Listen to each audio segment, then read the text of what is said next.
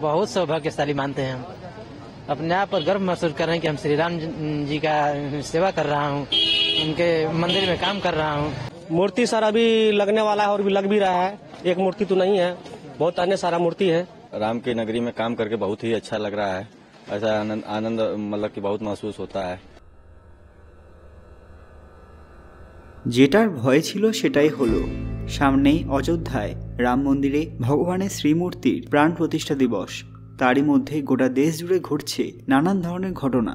আর এবার যেটা ঘটল সেটা সবাইকেই চিন্তায় ফেলেছে। আমরা ইতিমধ্যে জেনেছি যে এই অনুষ্ঠানে বহু নামি দামি ব্যক্তিত্ব উপস্থিত থাকবেন, কিন্তু হঠাৎ শোনা গেল দেশের 4 জন শঙ্করাচার্য অর্থাৎ ভারতের হিন্দু ধর্মের 4 প্রধান ব্যক্তিত্ব 22 তারিখ রাম মন্দির উদ্বোধনের আমন্ত্রণ প্রত্যাখ্যান করেছেন। শুনে অবাক হলেন তো? অবাক হওয়ারই মতো। ঠিক কী ঘটেছে এবং এর পরিণাম কি হতে পারে সবটাই জানাবো আজকের ভিডিওতে। সবাই কমেন্টে জয় শ্রীরাম লিখবেন। সকলকে পুরাণ কথা নতুন একটি ভিডিওতে স্বাগত। আজকে আপনারা জানবেন কেন রাম মন্দিরে উপস্থিত থাকবেন না 4 শঙ্করাচার্য। ভিডিওতে এগোনোর আগে সবাই কাইন্ডলি আমাদের চ্যানেলটি সাবস্ক্রাইব করে নেবেন। अगर मंदिर अभी निर्माणाधीन है, अभी वो पूरा नहीं बना है, तो वहां पर वास्तु प्रतिष्ठा और मूर्ति की प्रतिष्ठा नहीं हो सकती है। जो मंदिर होता है वो मंदिर जो है असल में भगवान का शरीर होता है। अभी वो शरीर बना ही नहीं और आप प्राण उसमें डालने की बात कर रहे हैं, वो तो पंगु हो जाएगा। সংবিধানের ব্যাখ্যা করার ক্ষেত্রে ভারতের সুপ্রিম কোর্ট যেমন চূড়ান্ত কর্তৃপক্ষ, তেমনি হিন্দু ধর্মে এবং হিন্দু ধর্মগ্রন্থের ব্যাখ্যার জন্য শঙ্করাচার্যরা হলেন সর্বোচ্চ কর্তৃপক্ষ। 8ম শতাব্দীর হিন্দু সাধক আদি শঙ্করাচার্য দ্বারা প্রতিষ্ঠিত 4টি প্রধান মঠের প্রধান শঙ্করাচার্য বা ধর্মগুরুরা। তারা উত্তরাখণ্ড, ওড়িশা, কর্ণাটক এবং গুজরাটে থাকেন। একে একে বেদের রক্ষক হিসেবে কাজ করার এবং বৈদিক সাহিত্যকে জীবিত রাখার দায়িত্ব দেওয়া হয়েছিল। হিন্দু পরম্পরাগত মতবাদকে এগিয়ে নিয়ে চলার জন্য তিনি এসব মাঠের দায়িত্ব দেন তার 4 জন শিষ্যকে, যথাক্রমে সুরেশ্বরাচার্য, হস্তমলকাচার্য, পদ্মপাদাচার্য এবং তোটকাচার্য। এই 4টি মঠের প্রত্যেক প্রধান প্রথম শঙ্করাচার্যের নাম অনুসারে এই জায়গাগুলি প্রসিদ্ধ।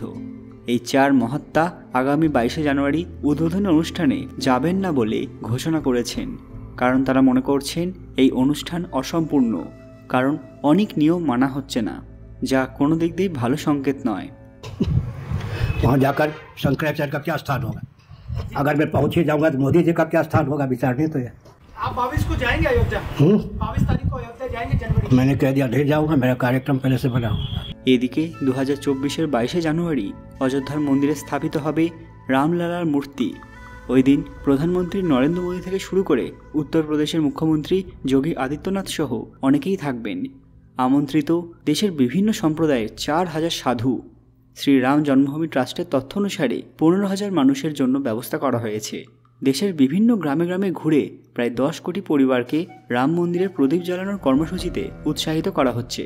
পুরী গোবর্ধনপীর স্বামী নিশ্চলানন্দ সরস্বতী, উত্তরাখণ্ডের জ্যোতিষপীঠের স্বামী অভিমুক্তেশ্বরানন্দ সরস্বতী সহ 4 শঙ্করাচার্য অযোধ্যার রাম মন্দিরে থাকছেন না। সদ্য মধ্যপ্রদেশের রত্নলে এক অনুষ্ঠানে স্বামী নিশ্চলানন্দ জানিয়েছেন যে তিনি যাচ্ছেন না রাম মন্দিরের উদ্বোধনে। शंकराचार्य जी को यह समझना चाहिए मुहूर्त की हमें अब कोई आवश्यकता नहीं। 3 महीने से हम वहाँ पूजा पाठ कर रहे हैं, यज्ञ हवन बराबर चल रहा है। এদিকে অভিমুক্তেশ্বরানন্দ একই কথা জানিয়েছেন হরিদ্বারে। তাকে এই বিষয়ে প্রশ্নও করা হয়। তিনি জানান কোনো শঙ্করাচার্যই এই অনুষ্ঠানে যাচ্ছেন না, তাদের কোনো অশুভ ভাবনাও নেই। তবে শঙ্করাচার্যের দায়িত্ব হলো হিন্দু ধর্ম সঠিকভাবে পালন করা আর বাকিদের তা করতে বলা। তাদের মতে মন্দির সম্পূর্ণ প্রতিষ্ঠা না করে দেবতার প্রাণ প্রতিষ্ঠা সম্ভব নয়, আর এই উৎসব সঠিক নয়। এই ঘটনা হিন্দু শাস্ত্রের বিধি মেনে হচ্ছে না। শঙ্করাচার্য এও বলেছেন এত তাড়াহুড়োর কোনো দরকার ছিল না, অথচ ধুমধাম সহকারে উত্তরপ্রদেশের অযোধ্যায় উদ্বোধন হতে চলেছে রাম মন্দির। দেশের 4 শঙ্করাচার্য যাচ্ছেন না রাম মন্দিরের এই বড় দিনে। ফলে এই অনুষ্ঠান কি তাহলে অসম্পূর্ণ থেকে যাবে? তাদের মতে এই উদ্বোধন সনাতন ধর্মের নিয়মে লঙ্ঘন।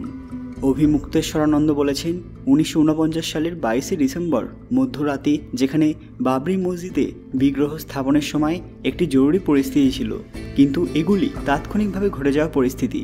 ফলে তখন কোনো শঙ্করাচার্য প্রশ্ন তোলেননি, কিন্তু এখন সেই আপৎকালীন পরিস্থিতি নেই। আমাদের কাছে অনেক সময় রয়েছে রাম মন্দির নির্মাণের ক্ষেত্রে, তারপর প্রাণ প্রতিষ্ঠা করা যেতে পারে। তিনি বলেছেন তারা চুপ থাকতে পারেন না, বলা দরকার যে অসম্পূর্ণ মন্দির নির্মাণ কোনোভাবেই ভালো কাজ নয়। একই সময়ে তারা ধর্মশাস্ত্রের বিরুদ্ধে যেতে পারেন না। তাহলে এই ঘটনার পরিণাম কি হবে? আগামী 22শে জানুয়ারি যেখানে অযোধ্যার রাম মন্দিরে দেব বিগ্রহের প্রাণ প্রতিষ্ঠা উৎসব রয়েছে, একই সঙ্গে উদ্বোধন হবে রাম মন্দিরের। এই মন্দিরের উদ্বোধনের দিন প্রধানমন্ত্রী নরেন্দ্র মোদী আরতি অনুষ্ঠানে সামিল হবেন। তিনি আমন্ত্রিত রয়েছেন উদ্বোধনের মুখ্য অতিথি হিসেবে।